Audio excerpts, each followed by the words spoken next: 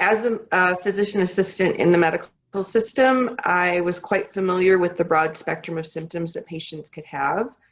I will have to say that the majority of my patients were presenting with respiratory symptoms, cough, and maybe some difficulty breathing. And certainly that loss of sense of smell is one that people talk about pretty predominantly. But the whole spectrum of symptoms from, chills, body aches, joint pain, stomach upset, respiratory issues, all of that.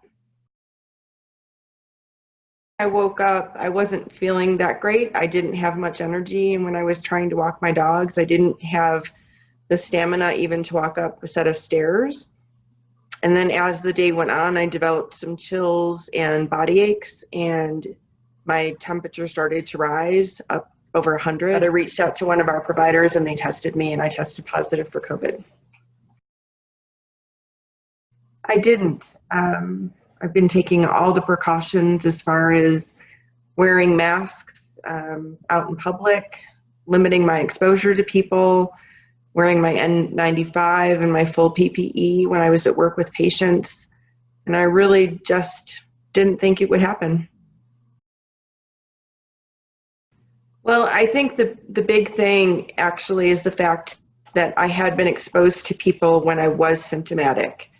And because I had been wearing my mask, none of those individuals ended up developing symptoms or testing positive. So I feel like it did its part for preventing me from spreading it to other people. And I think it's very important. Yes, at times I've been very scared. As a provider, I know that patients can be feeling not well, but certainly not having respiratory problems initially. And there's a span of time between 7 to 15 days where somebody can just go into respiratory failure. So I had symptoms for about 2 days when I found out I was tested positive. And then over those next couple of weeks, just kept worrying that something was going to happen bad, that things were going to go south and I was going to have trouble, and worrying what would happen to my daughter if I had to be in the hospital. I finally had some energy. I really wasn't able to do much of anything for that first entire week.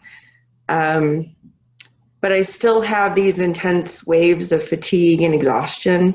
And it's not just a sensation of, oh, I didn't get enough sleep at night. It's a feeling of just having literally no physical energy to do something, where it takes a lot of energy for me to just get up and do the routine day-to-day things. Like I went to the grocery store one day. By the time I came home, I had to take a nap for 2 hours. And I still have these random episodes of chills and body aches and joint pain and stiffness. I want them to know it's real, and I want them to know that it's not the flu.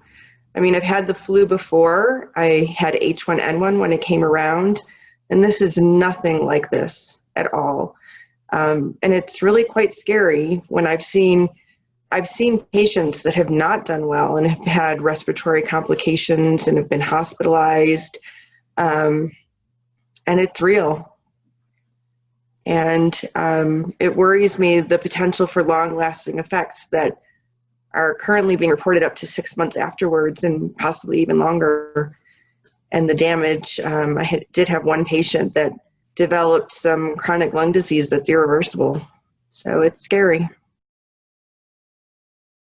Having energy, having that feeling that I could get up and I could walk my dogs and be able to interact with my daughter and not feel like I have to take a break and go take a nap and, walk away from what everybody else is doing.